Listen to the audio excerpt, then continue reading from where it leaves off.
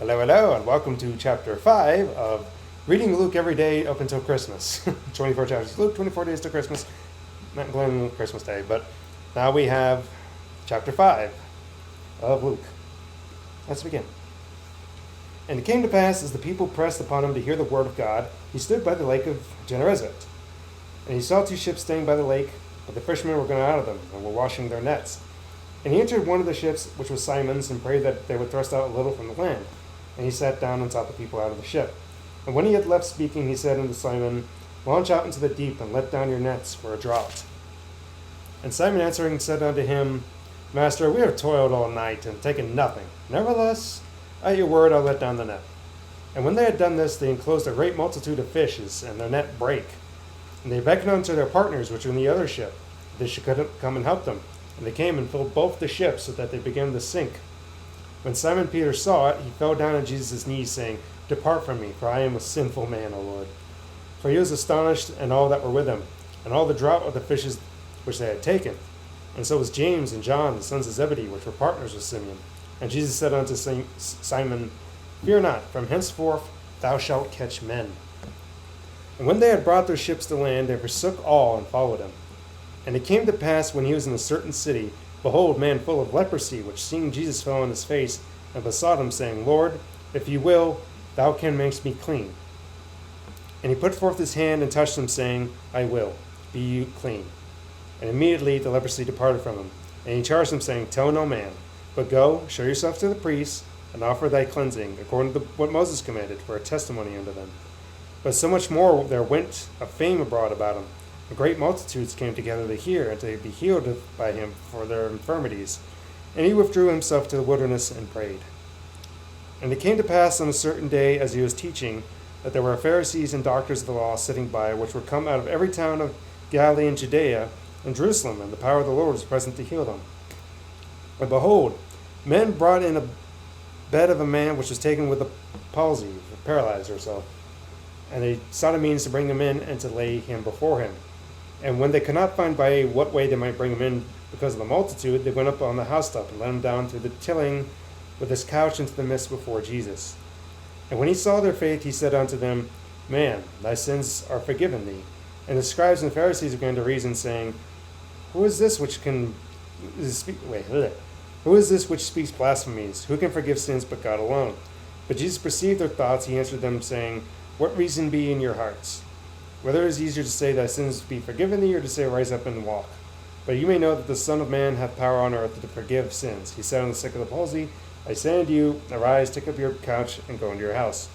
And immediately he arose before them, and took up that wherein he laid, and departed to his own house, glorifying God. And they were all amazed, and they glorified God, and were filled with fear, saying, We have seen strange things today. And after these things he went forth and saw a publican named Levi sitting at the receipt of custom. And he said unto him, Follow me. And he left all, rose up, and followed him. And Levi made a great feast in his own house, and there was a great company of publicans and others that sat down with him. But the scribes and Pharisees murmured against the disciples, saying, Why do you eat and drink with publicans and sinners? And Jesus answered, said unto them, They that are whole need not a physician, but they that are sick. I came not to call the righteous, but the sinners to repentance. And they said unto him, Why do the disciples of John fast often, and make prayers, and likewise the disciples of Pharisees, but thine eat and drink? And he said unto them, Can you make the children of the bride chamber fast, while the bridegroom is with them? But the days will come, when the bridegroom shall be taken away from them, then they shall fast in those days. And he spake a parable unto them, saying, No man puts a piece of a new garment into an old. If likewise then both the old maketh a rent, and the piece that was taken out of the new agreed not with the old. And no man puts a new wine into old bottles, lest the new wine will burst the bottles and be spilled, and the bottles shall perish. But new wine must be put into new bottles, and both are preserved. No man also having drunk old wine straightway desireth new, for he says the old is better. Alright, that was chapter 5. Recapping everything that happened, he went into Simon's house. No, that was the previous chapter. My mistake.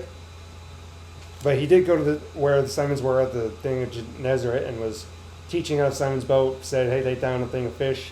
He's like, We've been doing this all night, caught nothing, sure, whatever. Well, there's a bunch of fish in there.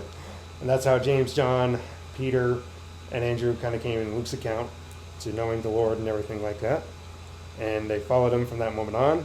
He also heals the leper and heals the man with palsy. It wasn't even the faith of the guy doing it. It was the faith of the friends. Because they are the ones that let him down. They broke up the roof.